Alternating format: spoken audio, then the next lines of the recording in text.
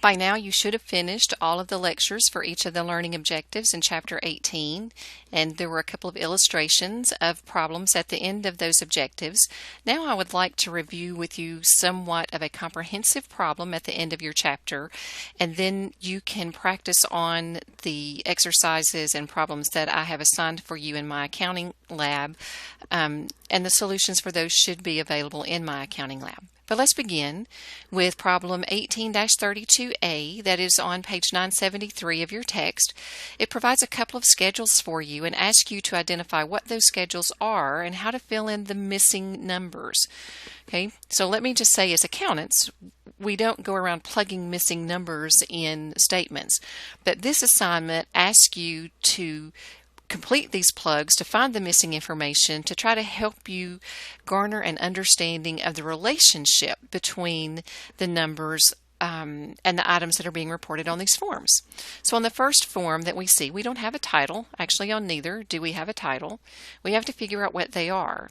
So if we look at the first, we see beginning and ending, but we're not sure beginning and ending what.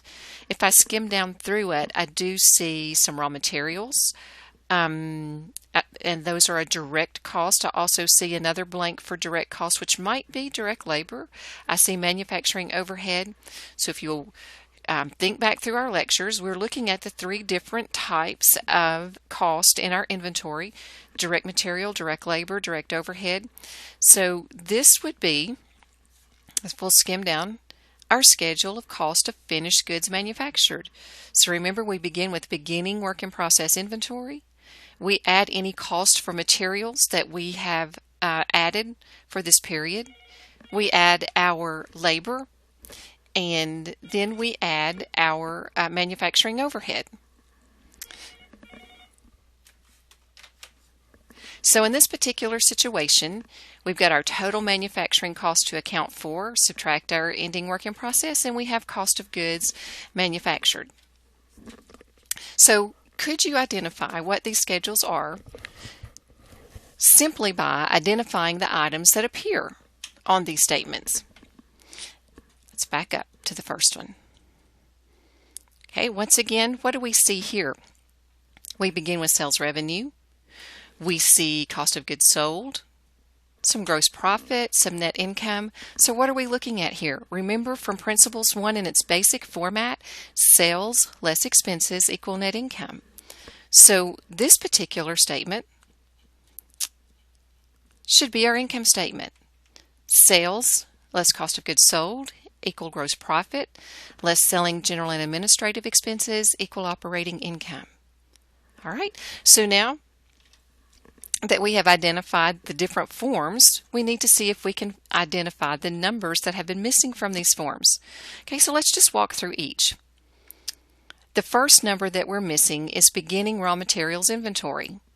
Well, remember, beginning raw materials inventory plus the purchase of raw materials equals the raw materials that we have available for use. So if I simply reverse this formula, raw materials available for use less what I've purchased must leave me with what I had at the beginning, my beginning raw materials inventory. All right, these are my beginning inventory. This is what I purchased. This is what I had available for sale.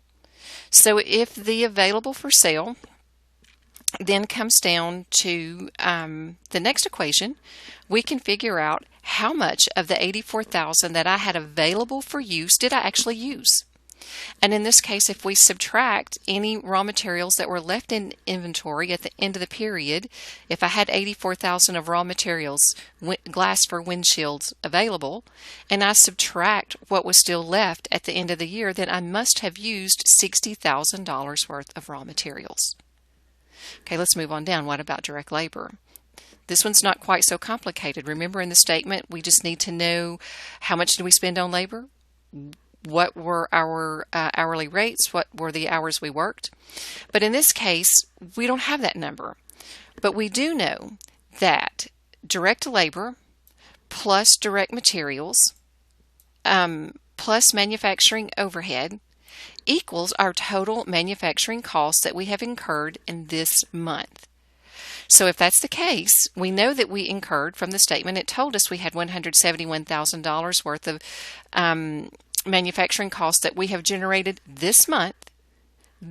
We simply back out the overhead, we back out the materials, and what we have are labor. So what makes up our total manufacturing costs for this month? Labor, material, and overhead. Okay, now what we know is that I spent $171,000 on inventory this period, but what I also know is that there was $21,000 of material, labor, and overhead sitting out in beginning work in process tied to inventoriable parts that have not been finished yet. Okay, so if I want to know the total cost that I have to account for this month, not just the cost that I incurred this month, do you notice that there's a difference? These are the costs that I incurred this month. I added $40,000 of overhead. I added $60,000 of materials. I added $71,000 in labor. But out of those $171,000, that's not all of the expenses that are tied up into the inventory that we've been working on this month. There was $21,000 worth of material, labor, and overhead tied up in beginning work in process inventory that we worked on in the last period but didn't get finished. So we simply add those two numbers together to identify these were the total costs that we have to account for this period.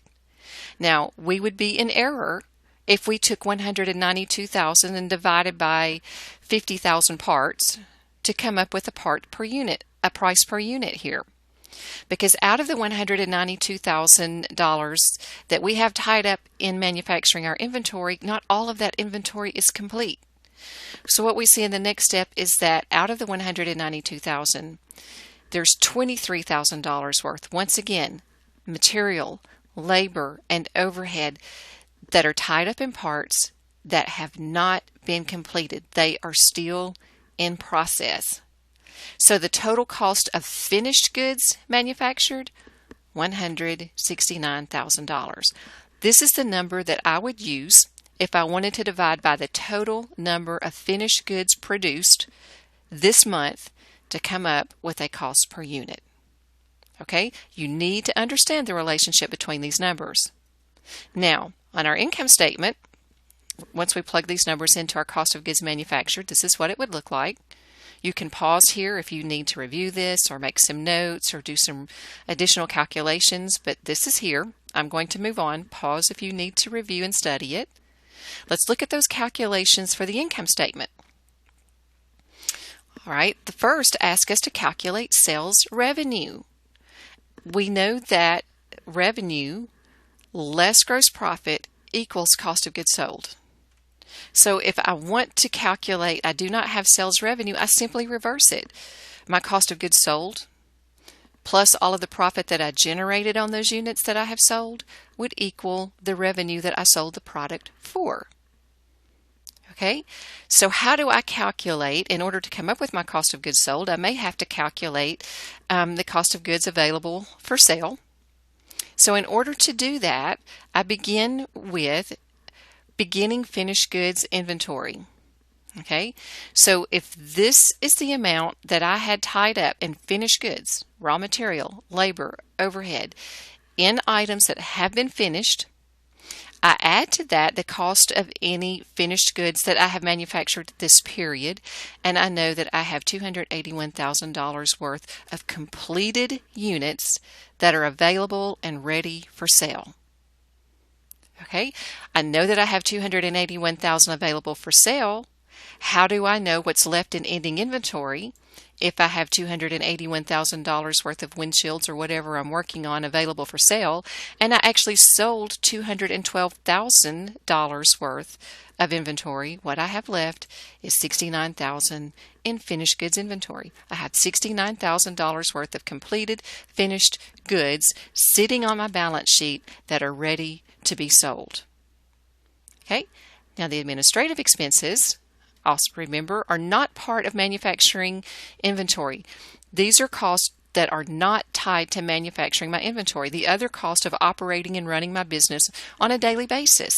And so I know that my total selling and administrative expenses are made up by selling and administrative.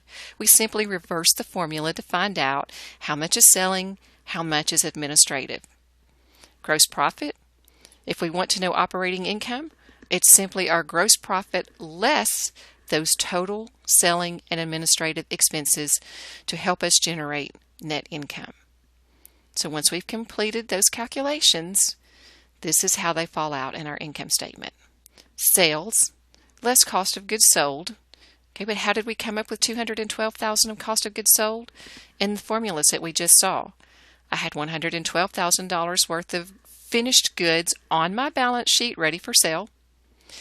I added another $169,000, moved from work in process to finished goods on my balance sheet, which gave me $281,000 worth of finished goods on my balance sheet, of which, I only had $69,000 left in finished goods at the end of the period, so I must have sold the rest of them. Sales, less cost of goods sold, equals gross profit. Less selling and administrative equal operating income. All right, so these are two statements that you really need to wrap your brain around by finishing up this chapter. You need to understand how to calculate the cost of goods manufactured and all of the different components of that statement, how those numbers relate. And you also need to understand that cost of goods manufactured is not the same thing as cost of goods sold. Cost of goods sold are the cost of items that we have sold. Where did these items come from? They came from finished goods inventory on the balance sheet. And how did we come up with finished goods inventory on our balance sheet? Well, we back up to our cost of goods manufactured. Any beginning work in process plus material, labor, and overhead, less any work in process that wasn't complete at the end of the period, tells us how much we have spent on finished goods inventory. But this number sits on our balance sheet until the merchandise is sold. When it is sold, the inventory that is sold moves to cost of goods sold. We cannot calculate cost of goods sold if we don't calculate cost of goods manufactured first. Okay, so I hope this helps. Please see the following assignment tabs in Moodle to see which problems you need to work on in My Accounting Lab. And once again, if you have questions, feel free to post those questions in the discussion forum or email me.